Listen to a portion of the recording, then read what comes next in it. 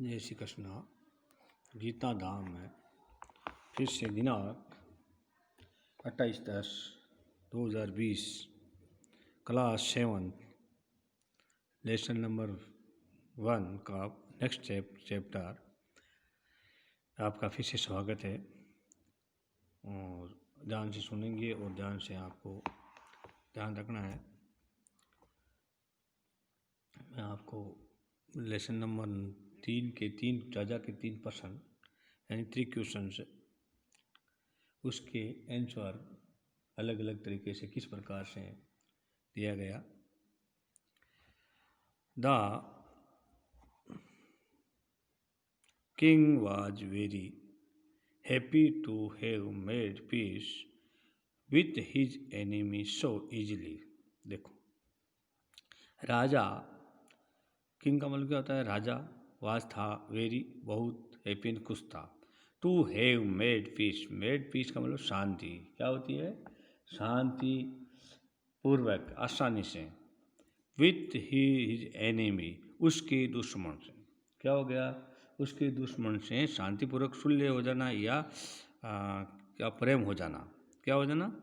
उससे बहुत ही खुश था। सो इजीली यानी आसानी से, आसानी से अपना दुश्मन उससे मान जाना। तो क्या था? उनके लिए बहुत ही खुशी का दिन था या बहुत ही खुश था। And to have won him over his friend, और to have won him over his friend. To won का मतलब जीता, हिम एंड उनका, ओवर और एज ए फ्रेंड नहीं, उसका क्या फ्रेंड का मतलब क्या होता है? मित्र। क्या है? मित्र है। तो उसने एक मित्र के रूप में जीत लेने से क्या हुआ? राजा बहुत ही प्रसन्न था। राजा बहुत ही प्रसन्न था। He not only forgive him, उसने केवल उसको क्षमा ही नहीं किया। क्या नहीं किया? केवल उनको क्षमा ही नहीं किया। क्या नहीं किया? केवल उनको माफ़ी नहीं किया या क्षमा ही नहीं किया। बट लेकिन, सेड कहा, he would send his servant, उसने उनके अपने नौकर उनको भेजा, उनके नौकर भी भेजे। एंड हिज ओवन डॉक्टर, और टू लुक आफ्टर हिम, उनकी देखभाल के लिए उनके डॉक्टरों के पास। किनके पास में? राजा अपने डॉक्टरों के पास में। देखिए, लेकिन ये क्या कहा कि उनके अपने सेवकों और चिकित्सकों उनकी देखभाल के लिए भेजा।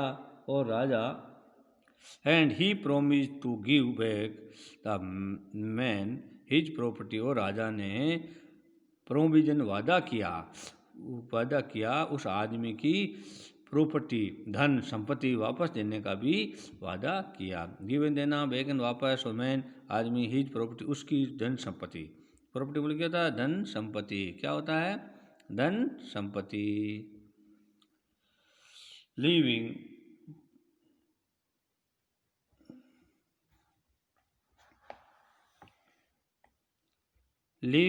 Wounded man,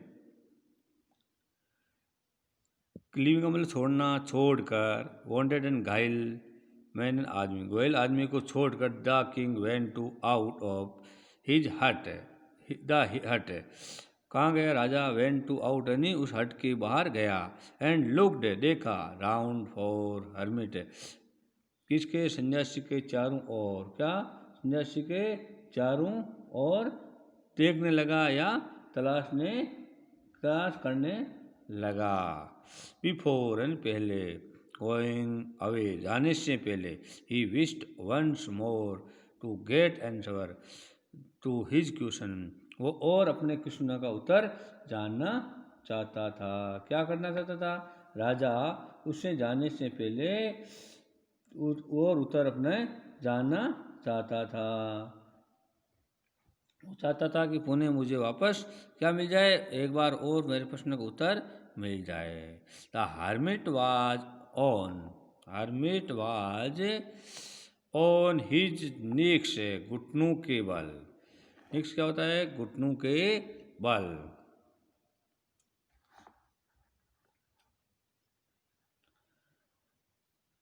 Hermit was on his knees sowing seed in beds that has been dug the day before. देखो knees sowing seeds in beds.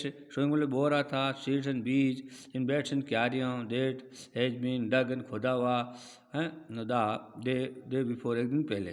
तो एक दिन पहले जो ज़मीन खोदी गई थी उस ज़मीन में घुटनों के बल बैठा हुआ क्या कर रहा था? बीज बो रहा था. क्या बो रहा था? क्यारियों में बीज बो रहा था. The king went to up to hermit. राजा वापिस राजा के पास में गया. किसके पास में गया? राजा के पास गया. एंड सेड कहा. सेड का मतलब कहा. फॉर द लास्ट टाइम यानी अंतिम समय के लिए. किसके? अंतिम बार. क्या अंतिम बार? लास्ट समय अंतिम बार के लिए. I beg you answer. मैं मेरे आंसर माई क्वेश्चन से. आज में हे बुद्धिमान मुझे मेरे प्रश्नों का उत्तर जानना चाहता हूँ. क्या कहता है कि अंतिम बार मैं आपसे निवेदन करता हूँ कि मुझे मेरे प्रश्नों का उत्तर दीजिए या देने की मैं आपसे डिमांड मांग करता हूँ. बेकमल मांगना होता है और वैसे निवेदन करना भी होता है. तो निवेदन करता है कि मुझे अंतिम बार मेरे प्रश्नों के उत्तर दीजिए. क्या दीजिए? अंतिम बार मेरे प्रश्नों के उत्तर दीजिए.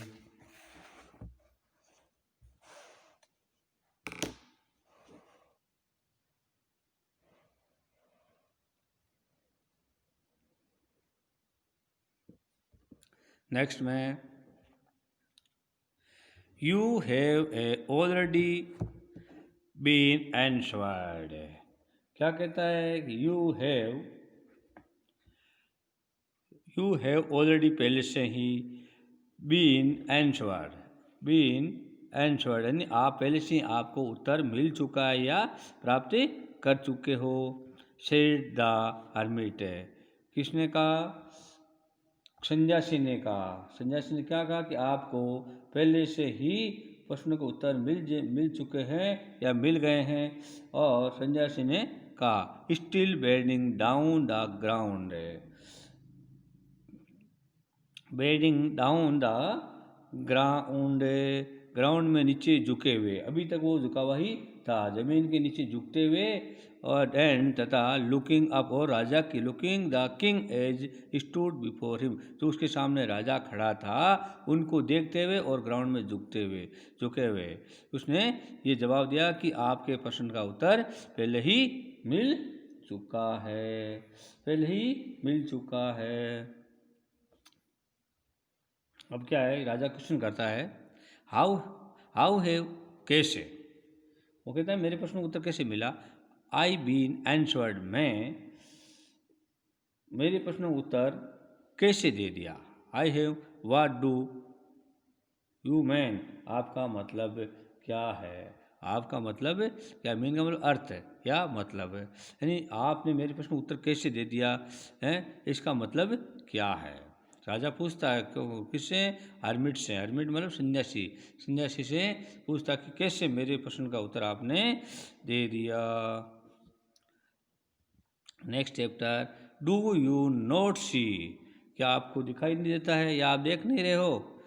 नोट सी देखा. क्या आप देखा नहीं या देखा नहीं या समझे नहीं. Replied the hermit. हर्मिट ने उत्तर दिया. क्या दिया? उत्तर दिया या उत्तर देते हुए. If you had not pitied my weakness yesterday. अगर कल मेरी कमजोरी पर दया नहीं करते. क्या? इट का मतलब कम दया. क्या होता है? दया.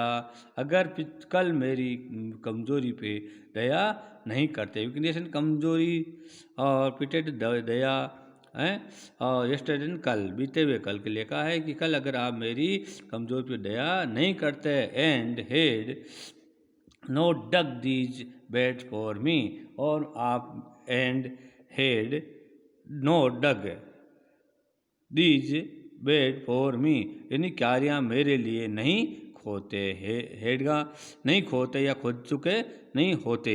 यानी प्रेजेंट पास्ट परफेक्ट टेंस का वाक्य है खो चुके होते। क्या होता है? खोद चुके होते।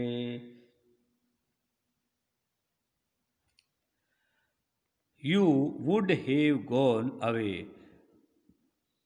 अगर आप यहाँ से चले गए होते हैं, क्या? वुड हैव गॉन, गॉन का मतलब जा चुके होते, यानी आप यहाँ से जा चुके होते। Then that man would have attack. वह आदमी तुम्हारे ऊपर क्या करता? आक्रमण कर देता। क्या कर देता? आक्रमण। यू एंड यू तुम्हारे ऊपर, अटैक यू आपके ऊपर क्या कर देता? अटैक यानी आक्रमण कर देता।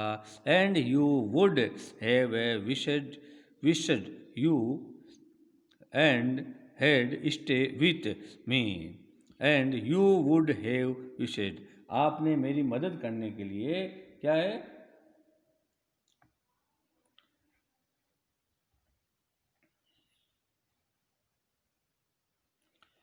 यू हैड स्टेड, यानी आप यहाँ पे रुके रहे। विथ मी, मेरे साथ। सो मोस्ट इम्पोर्टेंट टाइम, वही समय जब आप मेरी मदद कर रहे थे, वही आपके लिए महत्वपूर्ण समय था। And so most important time, वो आपके लिए बहुत ही महत्वपूर्ण समय था। वाज वेन, जब you were digging the bed, यानी आप क्यारियाँ खोद रहे थे। डिगिंग द बेड्स यानी क्यारियाँ खोद रहे थे। बेड्स का मतलब क्या होता है? क्यारियाँ। डिगिंग मतलब खोद रहे थे। And I was the most important man, मैं आपके लिए मैं आपके लिए एक इम्पोर्टेंट व्यक्ति था। मैं क्या था? मैं आपके लिए एक इम्पोर्टेंट व्यक्ति था। And so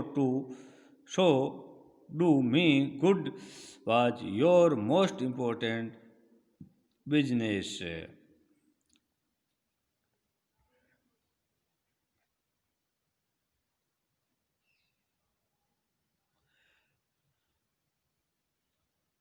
I was most important man and so do me good was your most important। मैं नेक्स्ट पढ़ाऊँगा कल, आज यहाँ तक पढ़ाऊँगा। जय श्री कृष्णा, थैंक यू।